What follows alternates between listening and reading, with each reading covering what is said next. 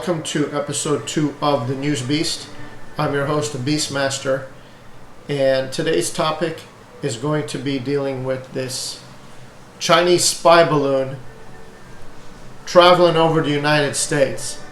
If you haven't heard about it, it's definitely something you want to hear about now.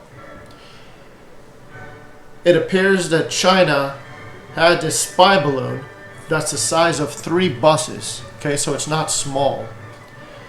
And apparently, I guess it was over Canada, and it came into U.S. airspace. Whatever the situation is, the United States spends billions of dollars in satellites and surveillance exactly to, or precisely to avoid these type of national security situations. So with that being said, there's, in my opinion, three concerning points to bring up regarding this. Number one, how is a balloon with cameras on the bottom of it, right, that was obviously detected before it even came into U.S. airspace? How is this thing even allowed into U.S. airspace? It's a floating surveillance camera. Okay? As if the Biden administration couldn't be more incompetent. All right, we already saw the release of the basketball player for a person who was responsible for thousands of U.S. deaths because he sold black market weapons to people who wanted to kill our military. That's what that dude did, that Biden just released back to Russia, for a basketball player instead of the military veteran that's been there. You know, these incompetencies just, it's like a bad record right now.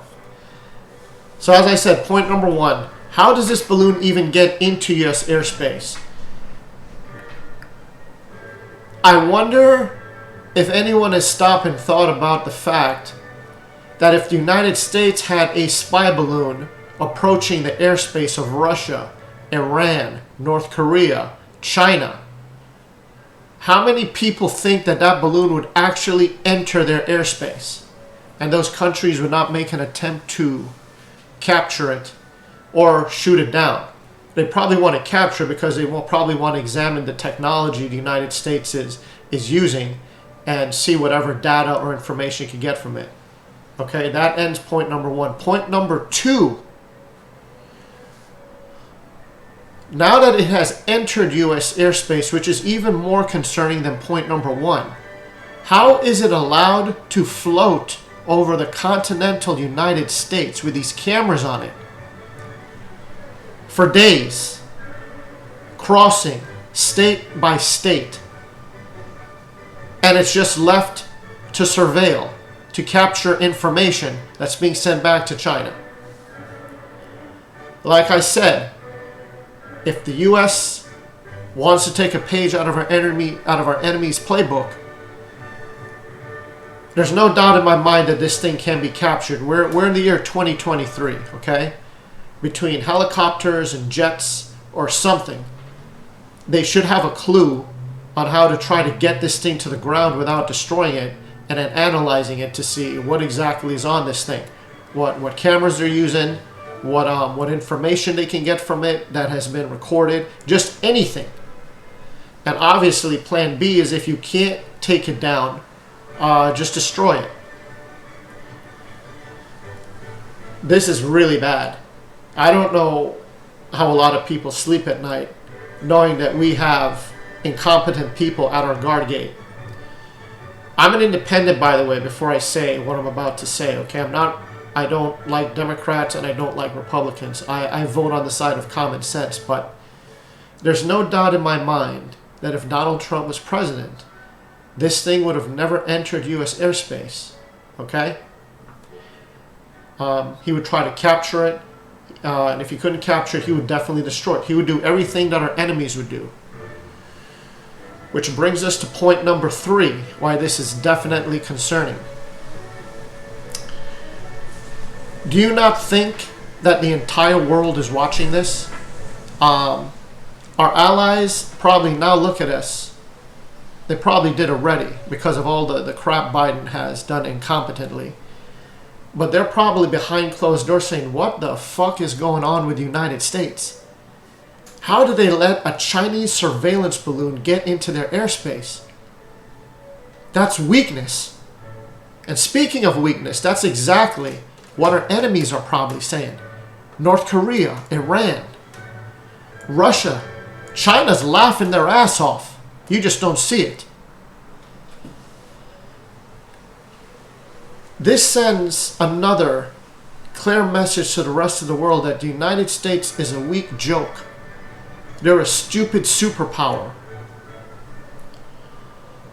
And it obviously sends a clear message now because it's almost like chess. Our enemies play chess with us. And this balloon flying over our space is just another checkmate on their scoreboard. Russia just got a checkmate on us by getting the Merchant of Death for a basketball player. I figured this was something that was worth talking about because it is probably the most newsworthy thing going on right now. China says it's an accident, by the way. Make no mistake about it. China doesn't make these types of mistakes. It's calculated. They're what you could call testing the waters. And as of right now, they know that our waters are very deep for them to get away with any kind of bullshit that they want. The United States basically went from having a pit bull in the front yard, which was Donald Trump, to having a toothless chihuahua in Biden. This should concern every American, that the United States government, and especially looks bad on the military, okay? Because they're the ones who would actually try to execute destroying this thing or capturing it. So our military looks dumb as fuck right now. I don't know what else to say. That was pretty much it. Thank you for watching this episode of The News Beast, episode 2. I will bring you the next topic that I feel is worth talking about. Thank you for watching and have a good rest of your day.